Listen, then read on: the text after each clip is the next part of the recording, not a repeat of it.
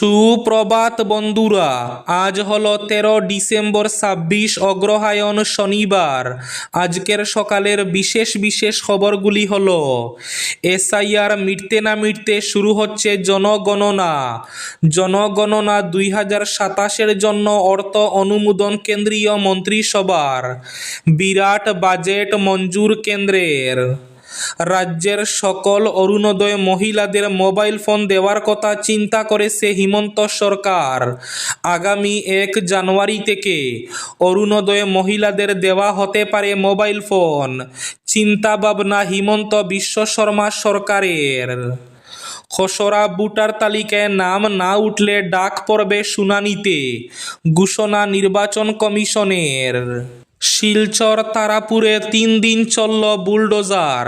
উচ্ছেদ অভিযানে গুড়িয়ে দেওয়া হলো ভবন দোকানপাট। প্রশাসনের নির্দেশে সরছে শনি মন্দিরও।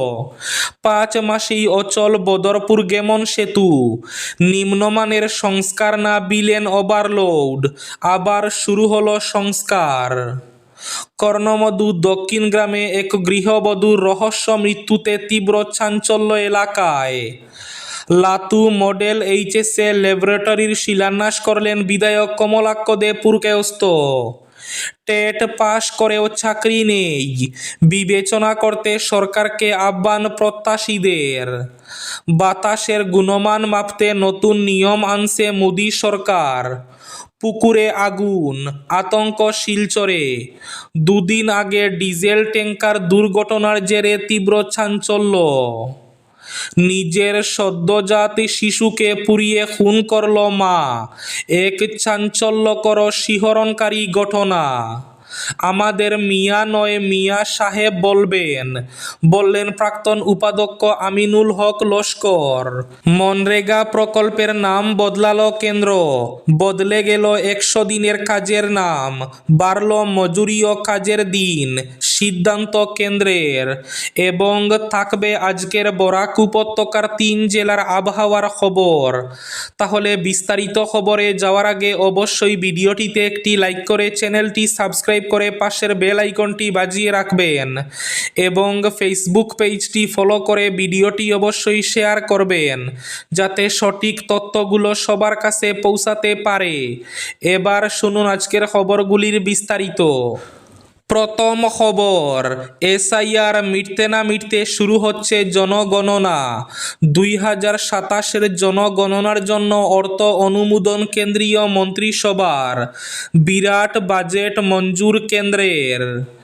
দেশের জনগণনা নিয়ে বড় খবর। 2027 সালেই শুরু হতে চলেছে জনগণনা। এই প্রথম দেশে চালু হচ্ছে ডিজিটাল জনগণনা। শুক্রবার এই কাজের জন্য 11,718 কোটি টাকার বাজেট মঞ্জুর করল কেন্দ্রীয় মন্ত্রিসভা। জানানো হয়েছে এর জন্য নিযুক্ত করা হচ্ছে 30 লক্ষ কর্মচারীকে। এদিকে খসড়া ভোটার তালিকায় নাম না উঠলে ডাক পড়বে শুনানিতে, ঘোষণা নির্বাচন কমিশনের। 16 ডিসেম্বর খসড়া, 14 ফেব্রুয়ারি চূড়ান্ত ভোটার তালিকা প্রকাশ। এনুমারেশন ফর্ম জমা এবং আপলোড করার কাজ শেষ। নির্বাচন কমিশন আগেই জানিয়েছিল যাদের 2002 সালে ভোটার তালিকায় নাম ছিল না তারা আত্মীয় হিসাবে মোট 6 জনের নাম ব্যবহার করতে পারবেন। তারা হলেন বাবা মা, ঠাকুমা ঠাকুরদা এবং দাদু দিদা। কিন্তু এমন অনেকেই আছেন যাদের বাবা মা, ঠাকুরদা এবং ঠাকুমা দিদা কারো নাম ছিল না 2002 সালের তালিকায়। অনেকেই ফর্মে দাদা, কাকা বা অন্যদের নাম ব্যবহার করেছেন। কমিশন সূত্রে খবর, এনুমারেশন ফর্মে যারা দাদা, কাকা বা অন্য কারো নাম ও নথি ব্যবহার করেছেন তাদের নাম থাকবে না খসড়া তালিকায়। শিলচর তারাপুরে কয়েকদিনে চলল বুলডোজার। উচ্ছেদ অভিযানে গুড়িয়ে দেওয়া হলো ভবন দোকানপাট। প্রশাসনের নির্দেশে সরছে শনি মন্দিরও। তারাপুরে প্রশাসনের জোরদার উচ্ছেদ অভিযানে গুড়িয়ে দেওয়া হলো দোকানপাট, বাড়িঘর। সরকারি রাস্তার জমি বেদখল করে গড়ে ওঠা ঘরবাড়ি ও প্রতিষ্ঠানের উপর চলল প্রশাসনের বুলডোজার। সড়ক চওড়া করার পাশাপাশি নতুন করে শহরে ড্রেন নির্মাণ করতেই জমি বেদখলের উদ্যোগ নিয়েছে পূর্ত বিভাগ প্রশাসন। সে অনুযায়ী গত বুধবার থেকে শুরু হয়েছে উচ্ছেদ। করিমগঞ্জ রোড সংলগ্ন তারাপুর ওভারব্রিজের সামনে থেকে শুরু করে দ্বিতীয় রেলগেট পর্যন্ত প্রশাসনের বুলডোজারের গায়ে ভূপতিত হয় 5টি ভবনের একাংশ এবং সরকারি জমির উপর গড়ে ওঠা অস্থায়ী দোকানপাট। উচ্ছেদের কবলে পড়েছে শনি মন্দিরও, ফলে মন্দিরটি দ্রুত সরানোর উদ্যোগ নিয়েছে তারাপুর শনি মন্দির উন্নয়ন সমিতি। প্রশাসনের বুলডোজার মন্দির না ছুলেও শনি মন্দির সরাতে বলেছে প্রশাসন। টানা 3 দিন উচ্ছেদ চলেছে নির্বিঘ্নে। এক চাঞ্চল্যকর শিহরণকারী ঘটনা, নিজের সদ্যজাত শিশুকে পুড়িয়ে খুন করল মা। জানা গিয়েছে আয়াম আলী নামের এক ব্যক্তির উপর রাগ করে সদ্যজাত শিশুকে পিটিয়ে খুন করে আগুনে ফেলে জ্বালিয়ে দেয় মা। আয়াম আলীর 5 সন্তান রয়েছে।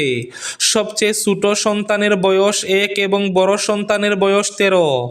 এমত অবস্থায় স্ত্রী আর সন্তান চান না।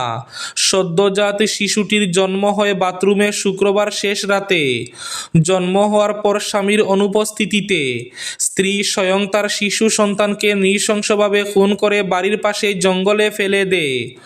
অভিযোগ, আয়াম আলী মদ্যপ অবস্থায় নির্যাতন চালাতো। ঘটনার খবরে নোয়াগাঁও পুলিশ ঘটনাস্থলে পৌঁছে তদন্ত শুরু করেছে। এক গৃহবধূর রহস্য মৃত্যু দক্ষিণ গ্রামে, তীব্র চাঞ্চল্য। এক গৃহবধূর রহস্য মৃত্যুতে শুক্রবার সকালে চাঞ্চল্য দেখা দেয় কর্ণমধু এলাকার দক্ষিণ গ্রামে।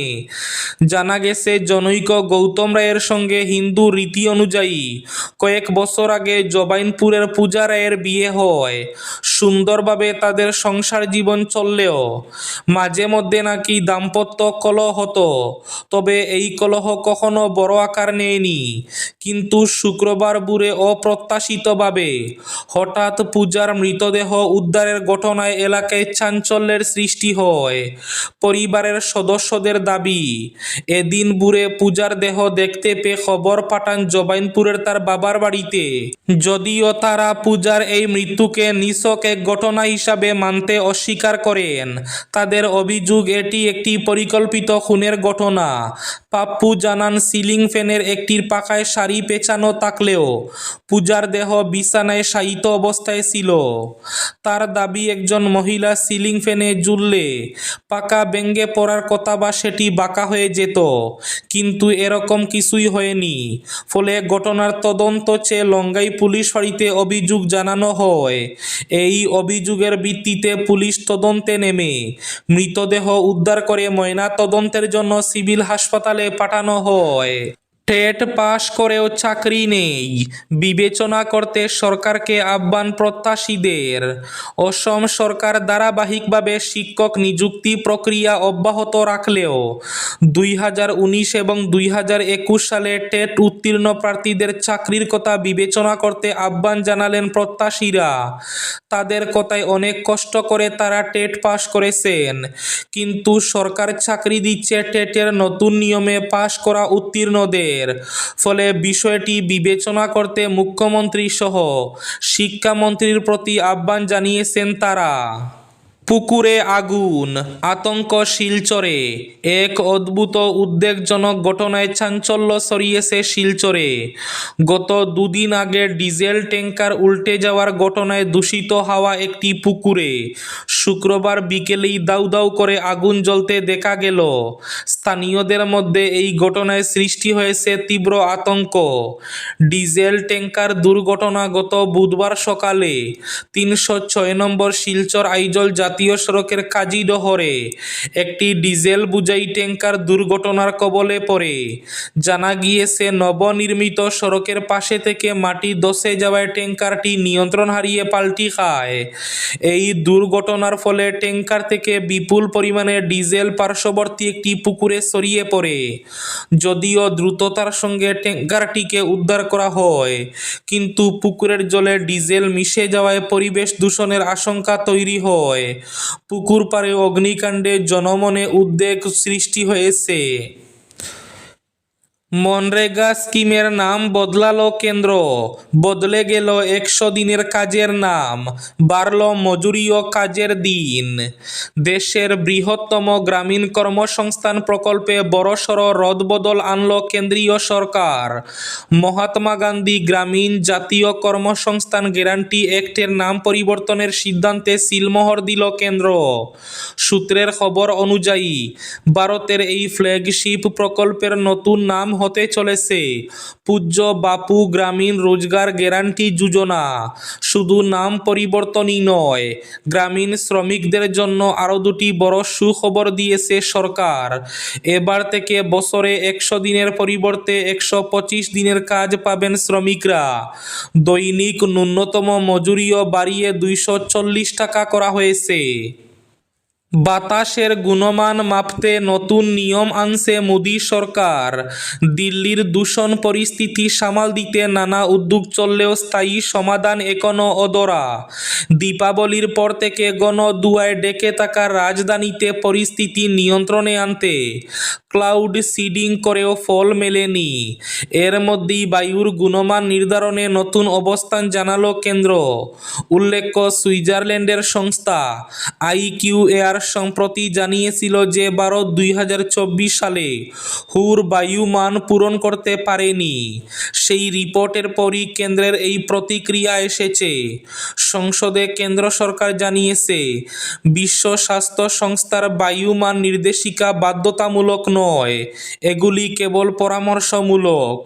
তাই ভারত নিজস্ব পদ্ধতিতেই বায়ুর গুণমান নির্ধারণ করবে। পরিবেশ প্রতিমন্ত্রী কীর্তিবর্ধন সিং পরিষ্কারভাবে জানান, হুর বায়ু গুণ নির্দেশিকা বাধ্যতামূলক নয়, এগুলি কেবল পরামর্শমূলক গাইডলাইন, যা দেশগুলিকে নিজেদের ভৌগোলিক এবং পরিবেশগত বাস্তবতা অনুযায়ী স্থানীয় মানদণ্ড নির্ধারণে সাহায্য করে। তার কথায়, প্রতিটি দেশের পটভূমিগত দূষণ, পরিবেশগত প্রেক্ষাপট এবং ভৌগোলিক অবস্থান আলাদা। আজকের বরাক উপত্যকার 3 জেলার আবহাওয়ার খবর। আজ বরাক উপত্যকার 3 জেলার আকাশ ফর্সা থাকার পূর্বাভাস। শিলচর কাছাড়ে আজ সর্বোচ্চ তাপমাত্রা থাকবে 27 ডিগ্রি সেলসিয়াস এবং সর্বনিম্ন তাপমাত্রা থাকবে 15 ডিগ্রি সেলসিয়াস। শ্রীভূমি তথা করিমগঞ্জ জেলায় আজ সর্বোচ্চ তাপমাত্রা থাকবে 27 ডিগ্রি সেলসিয়াস এবং সর্বনিম্ন তাপমাত্রা থাকবে 14 ডিগ্রি সেলসিয়াস। হাইলাকান্দি জেলায় আজ সর্বোচ্চ তাপমাত্রা থাকবে 27 ডিগ্রি সেলসিয়াস এবং সর্বনিম্ন তাপমাত্রা থাকবে 14 ডিগ্রি সেলসিয়াস। এবার শেষ খবরটি। আমাদের মিয়া নয় মিয়া সাহেব বললেন প্রাক্তন উপাধ্যক্ষ আমিনুল হক লস্কর। বিজেপির সঙ্গে 12 বছর গড় কন্যা করে এসেছি, এ দলকে আমার চেয়ে বালা কেউ চেনেন না। কথাগুলো বলছিলেন প্রাক্তন বিধায়ক আমিনুল হক লস্কর। তিনি আরও বলেন, মুসলিম সম্প্রদায়ের যারা বিজেপি করছেন তারা এখনও গেরুয়া দলের স্বরূপ চেনেননি। মুসলমান বিদ্বেষী পুঁজি ওই দলের। তিনি বলেন, মুসলিমরা বানের জলে বেশে আসেননি, আমরা এ মাটিরই সন্তান, আমরা মিয়া নই মিয়া সাহেব। মসজিদের ইমামরা সম্মানিত ব্যক্তি, তাদের মিয়া সাহেব সম্বোধন করা হয়ে থাকে উল্লেখ করে হিমন্ত বিশ্ব শর্মার উদ্দেশ্যে আমিনুল বলেন, আপনিও এখন থেকে মুসলিমদের মিয়া সাহেব সম্বোধন করবেন, সম্মান দিয়ে কথা বলবেন। এই ছিল আজকের সকালের বিশেষ খবরগুলি। ভিডিওটি অবশ্যই লাইক করে শেয়ার করে দেবেন।